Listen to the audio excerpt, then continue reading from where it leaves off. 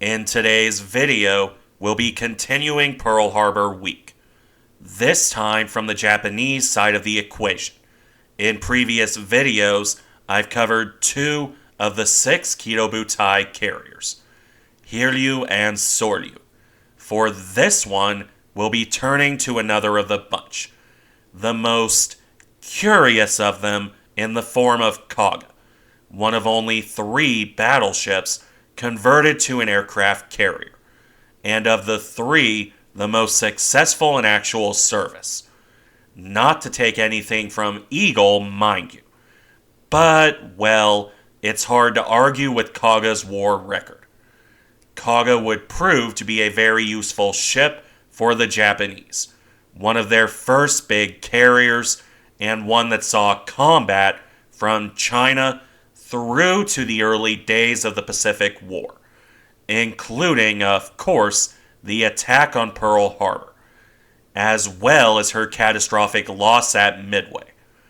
However, we'll need to look at the rest of her service before we can touch on this, because Kaga would serve from the mid-1920s through to 1942. That's a decently long service history, especially for the time period. So let's turn to that now, starting with where Kaga began, as the quote-unquote extra Japanese aircraft carrier, a phrase that I don't use lightly. Kaga was never intended to become an aircraft carrier at all. When she was laid down on July 19th of 1920 and launched on November 17th, 1921, this was as a battleship, a Tosa-class battleship, though you'll often see it called the Kaga class, on the basis that Kaga would, probably, have finished first. But I digress. These were, for their day, very powerful ships, equipped with 10 41cm, 16.1-inch guns, and 5 twin turrets. Though, if you're interested in more detail on the battleship design, I'll direct you to my old Tosa video. Because, as it would turn out, Kaga was never going to be completed in that guise. The Washington Naval Treaty intervened. Tosa and Kaga were canceled, with Tosa relegated to target duty, while Kaga languished in port, her fate undecided as events went on around her, specifically the construction of 2 other warships, or I should say the conversion, of the 2 Amagi-class battlecruisers, Amagi and Akagi. The latter would be rebuilt as an interesting aircraft carrier. The former would not be so lucky. The Great Kanto earthquake on September 1st, 1923 would change things. Amagi, still in dock being built, was wrecked beyond repair, leaving the Japanese down a ship. However, Kaga was still floating there, incomplete and ripe for a conversion. Even then, the Japanese knew she wouldn't be as capable as Akagi and Amagi. But beggars can't be choosers. Amagi would be scrapped and Kaga converted in her place, resulting in a ship of the following specifications: a displacement of 33,693 tons at her normal load, on a hull of 238.5 meters, 782 feet 6 inches in length, with a beam of 31.6 meters, 104 feet. A large ship by all accounts, though one that was somewhat hampered by her design, and not in the way you might be thinking. No, the issue I'm referring to is her fascinating flight deck configuration. The Japanese opted for not 1, not 2, but 3 flight decks. The goal was deceptively simple. On Akagi and Kaga, the Japanese hoped to increase the speed of launches and recoveries. The logic was similar to what the British had done with the Courageous. Smaller and lighter aircraft would use the shorter flight decks, allowing these to take off while the main deck could be used for heavier bombers. Unfortunately, this kind of idea was doomed to be short-lived. As aircraft got larger and heavier, their takeoff runs correspondingly increased, and the lower flight decks quickly became useless. In any event, let's touch on those real quick. The top flight deck was 171.2 meters, 561 feet, 8 inches long, and 30.5 meters, 100 feet wide. This was the largest. The middle deck, meanwhile, was the smallest, only 15 meters, 49 feet long, and unable to launch any but the lightest of aircraft, even when initially designed, while the lowest deck was a bit longer, at 55 meters, 180 feet in length. These decks were supported by 2 main hangars and a third auxiliary hangar, for around 60 aircraft as designed, with those hangars in turn serviced by 2 elevators. The forward one offset to starboard and the aft one on the center line. To protect all of this, Kaga retained some of her lighter armor, specifically 152 millimeters, 6 inches on the main belt, with the deck armor coming out to 38 millimeters or 1 inch. This was the passive defense, while the active defense consisted of 10 200mm 7.9 inch guns. 4 of them were carried in 2 twin turrets on either side of the middle flight deck. The other 6 were in single casements in the aft hull, while the lighter defense, meanwhile, was 12 12cm 4.7 inch guns in 6 twin mounts, with all of this carried on a hull capable of around 27 to 28 knots on 91,000 shaft horsepower, through 4 shafts, with an interesting funnel arrangement. The exhaust was sent out through 2 long horizontal ducts, which made the living quarters almost unlivably hot towards the stern. It was an experiment that would not pan out. In any event, though, that wraps up this long detour into design. Kaga has enough quirks that I felt she needed it. Now let's move on to service. For the aircraft carrier Kaga, this began in 1925. At this point, once the design was worked out, her conversion could begin, with the work on this taking around 3 years all told, as Kaga would be commissioned in her first refit on March 31st of 1928, at which point the ship could begin her sea trials, something that would run through late 1929, both to test the ship and her aircraft, with the first of the air group arriving in November 1929. Once those arrived, Kaga would continue into the early 1930s on training work. Not much would change there until Japan invaded Manchuria in September 1931. And even then, Kaga didn't immediately sail to combat in China. She wouldn't set sail until January 20th, 1932, with the ship anchoring off Shanghai on February 1st of 1932.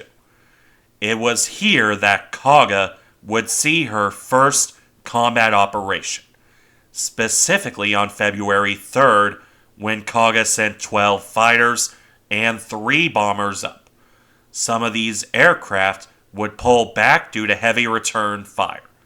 Nonetheless, it was a milestone for Japanese carrier aviation. For the rest of February, Kaga's aircraft would continue to support operations in Shanghai, ranging from escort missions to bombing runs, either from the ship herself or from Kuna Airfield. During this, on February 22nd, 3 Japanese fighters and 3 attackers engaged a Chinese fighter flown by an American volunteer pilot. This was shot down as another milestone for Japanese carrier aircraft. Further combat would come on February 26th when 6 Hosho fighters escorted 9 attackers from Kaga. 5 Chinese fighters would engage, with 2 of those shot down. This was one of the last notable engagements of the Shanghai incident, as this came to an end on March 3rd, 1932, with Kaga soon to be taken out of service entirely once she returned to Japan. That may seem odd for a ship that had proven successful off China. However, the Japanese had quickly realized that Kaga's initial design was less than ideal. While Akagi had similar issues with the flight deck layout, Kaga's slower speed and smaller size were an issue, not to mention the whole cooking the crew alive problem. Viewing the ship as inferior to her counterparts, the Japanese chose to modernize Kaga first. In any case, Kaga went in for her second conversion on June 25th, 1934. This one took substantially less time compared to the first, with the ship back in service exactly a year later on June 25th, 1935. That isn't to say, though, that this wasn't an extensive rebuild. Kaga's 3 flight decks were gone, replaced by 1 full-length deck. That increased the usable length to 248 meters, 815 feet. A similar extension to the hangar space increased the aircraft total to 90 in all, though this was split between 72 operational aircraft and 18 spares. That was done by converting the lower flight decks into lower hangars. Kaga also received a small starboard island and newer arrestor gear. Other changes came to the exhaust arrangement, which was now a single downward angled starboard funnel, along with the removal of the turreted 7.9-inch guns, replaced instead by 4 forward casements to retain the same 10 guns. Similarly, the 12-centimeter guns were replaced by 8 twin 12.7-centimeter 5-inch guns, plus the addition of the usual 25mm morale boosters. Her power plant was also torn out and replaced by 8 new boilers. That increased power to 127,400 shaft horsepower. Coupled with a lengthening of the stern by 10 meters, 33 feet, it kept Kaga's speed up, despite her tonnage going up to 38,813 tons and the fitting of extensive torpedo bulges. Kaga could still manage around 28 knots.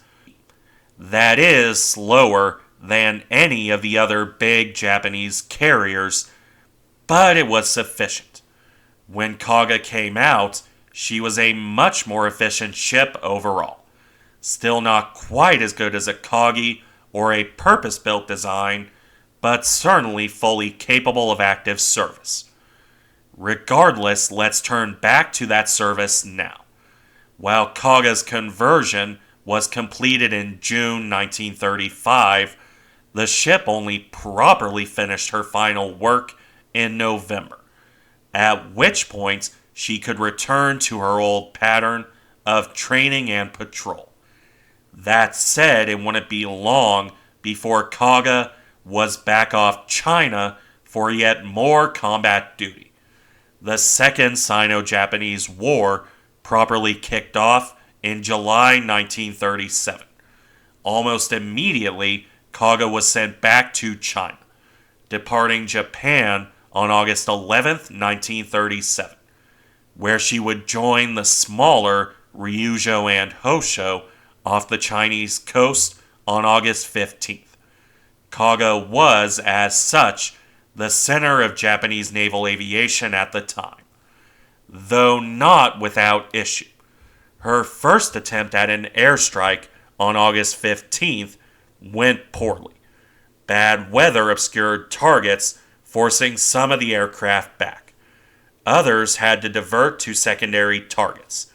Combined Fleet notes unknown losses among the D-1A1 bombers. Aces of the Republic of China Air Force, meanwhile, gives a firm number.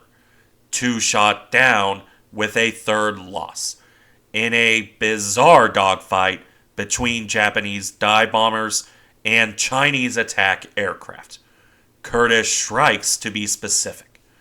Aside from this, both sources agree on Kaga's B-2M2 bombers being savaged by Chinese fighters. 8 would be shot down, while a 9th had to make an emergency landing in a rice field. Suffice it to say, the Japanese promptly forbade unescorted bombing runs going forward. Or so the theory went, though the Japanese would end up doing it again 2 days later on August 17th. Unsurprisingly, 11 bombers were lost out of 12 that attacked without escort. On August 16th, meanwhile, the Japanese lost 1 bomber in exchange for 3 Chinese aircraft. As time went on, however, the Japanese would adjust. For example, the addition of the new A-5M Claude fighter certainly helped. As August shifted to September, Kaga's aircraft, including some detached ashore once more, continued to engage Chinese targets. The back-and-forth losses between the two groups would continue, with a notable change of pace on September 22nd and 23rd, 1937, when the Chinese cruisers Pinghai and Ninghai were sunk by aircraft from Kaga and shore bases. When that was done, Kaga would return to Japan, where she received a much-needed restock of more modern aircraft, particularly new bombers, allowing her to return to China by October, where she would remain through 1938, barring the odd trip back to Japan for resupply. For the most part, this was relatively uneventful as combat duty went. Kaga's pilots had sorted out the early issues. Their attacks on Chinese land targets went far better than the early mishaps. However, that isn't to say there were no issues. Namely, on December 12, 1937, when you got the Panay incident. The namesake gunboat, USS Panay, was sunk by Japanese aircraft in spite of multiple American flags. It was extremely clear that Kaga's aircraft were attacking an American ship. Panay was sunk with 3 men killed and 48 wounded. The Japanese swore up and down it was an honest mistake, though they accepted responsibility. Suffice it to say, this was no mistake. Regardless, Kaga would leave China again at the end of January 1938, just for a short overhaul before returning once more by March of that year, for one final tour off China that came to an end in December 1938. at which point Kaga returned to Japan. She would be put in dock for a large overhaul that ran through late 1940. This would see the flight deck further enlarged and reinforced, for example by the fitting of an extra pair of support pillars on the bow. Combined Fleet speculates that this was in relation to 3 catapults that may or may not have been fitted. Apparently, information is contradictory on this point. The bases were certainly fitted, the catapults aren't clear. At any rate, the hangars were also enlarged to better handle new aircraft, while the bridge and arrestor gear were both modernized, in addition to the fitting of more 25mm guns. All of this to support a new air wing of 12 A5Ms, 24 D1A2s, and 36 B4Y1s, with 18 spares, citing Combined Fleet. Kaga would ultimately return to service on December 5th, 1940, meaning, of course, that she had relatively little to do before the Pacific War would begin.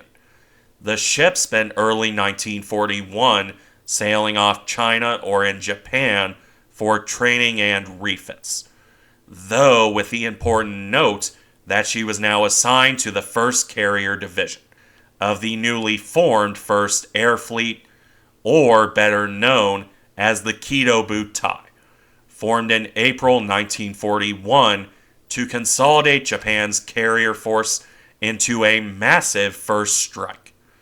Akagi and Kaga would operate together as the 1st Carrier Division, with the 2 ships remaining mostly off the Japanese coast by summer 1941, to train for the upcoming attack on Pearl Harbor, with the 2 ships joining the other fleet carriers Hiryu, Soryu, Shokaku, and Zuikaku on November 22, 1941, with the entire group setting sail on November 26th to arrive off Hawaii on December 7th, where Kaga's aircraft would join the opening shots of the Pacific War.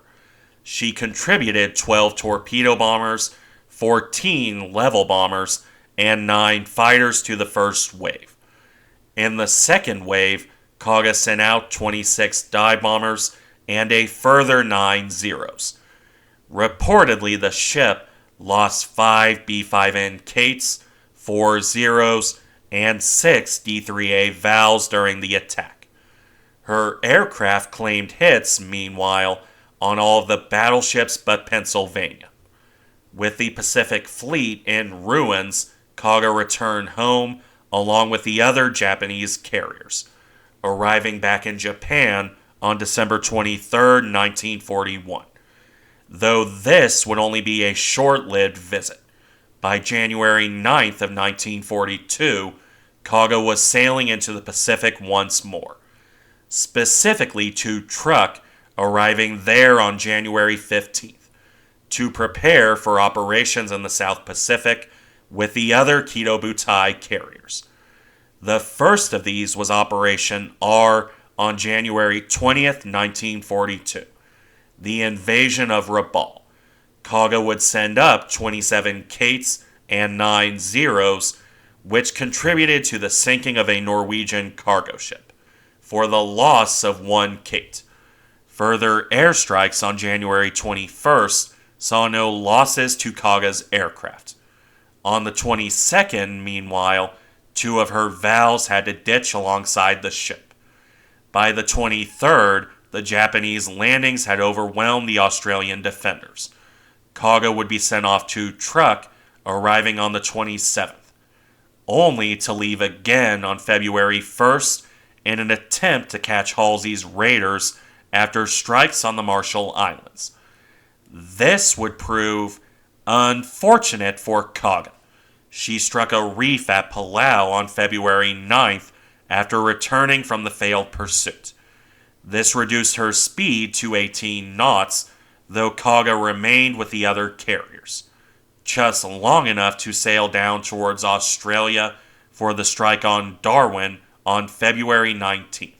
Kaga sent out 27 Kates in the first wave, with 18 Vals and 9 Zeros in the second. 11 ships would be sunk, with a further 28 damaged. As for Kaga, she would continue to support mopping up operations in the East Indies, from covering landings on Java to sinking USS Picos on March 1st, along with contributing to the crippling and then sinking of USS Etzel that same day. As I've noted in my videos on Etzel, sources differ on which carrier's planes actually did the deed. Kaga's last operation in this role would be supporting strikes on Java on March 5th. After this, she would be sent home on March 15th to properly repair the grounding damage, which would keep her home during the Indian Ocean raid in April 1942, meaning, of course, that Kaga would stay in Japan until May 27, 1942, when she joined Akagi, Hiryu, and Soryu for the Battle of Midway, something that, for Kaga, began on June 4th. She would send up aircraft, 18 Vals and 9 Zeros, at 4:30 in the morning, to contribute to the first attack on Midway proper. Of those aircraft, 1 Zero and 1 Val were shot down, with the pilots claiming to shoot down 12 American aircraft. Meanwhile, back with the fleet, 7 Zeros were put up as combat air patrol. Those would help drive off early attacks from Midway on the Japanese carriers. Around this point, you get to one of the more infamous moments of Midway, when Admiral Nagumo ordered the remaining aircraft rearmed for attacking the island, only to reverse that decision at around 7:40 when American carriers were spotted. While all of this was going on, Kaga recovered her Midway strike force between 8:35 and 8:50 in the morning, with her combat air patrol replaced by 6 fresh Zeros at 9:20. It was these Zeros that helped intercept and destroy VT-8 from Hornet at 9:22, and then with a further 6 Zeros do the same to VT-6 from Enterprise at 10.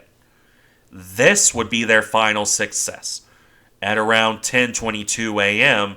on June 4th, 1942, Kaga's fate was sealed. As she prepared replacement Zeros for launch, American dive bombers appeared. 25 Dauntlesses dove upon Kaga under the command of Wade McCluskey. Now, to her credit, Kaga's gunners were quick to respond, and she was the only Japanese ship to claim a dive bomber in this attack. However, it wasn't enough. As Kaga attempted to evade, bombs splashed all around, with the first direct hit a 500-pound bomb slamming down near the aft elevator. The second would hit almost directly on the forward elevator. That was knocked down into the hangar. A third bomb quite likely hit the bridge. The fourth, and by far worst hit, was a 1,000-pound bomb directly amidships. This is the bomb that set off the fatal fires as it broke the aviation gasoline lines and knocked out Kaga's firefighting equipment. Those fires, raging out of control, quickly set off secondary explosions that blew out the hangar's side. By the time Kaga was abandoned around 5 p.m. on June 4th, the ship was a burnt-out ruin. Everything aft of the bridge and ahead of the extreme aft end of the flight deck was gone. Kaga was never going to survive. As such, she was scuttled by torpedoes from the destroyer Hagikaze around 7:30, going down with 811 of the crew. Over 700 men, meanwhile, were crammed aboard Hagikaze and Maikaze, watching their ships sink. and thus Kaga's story came to its fiery end. If you're interested in her wreck, I'll link my videos on that topic. Thank you for watching. Remember to like, comment, and subscribe if you enjoy the content, and I'll see you in the next one.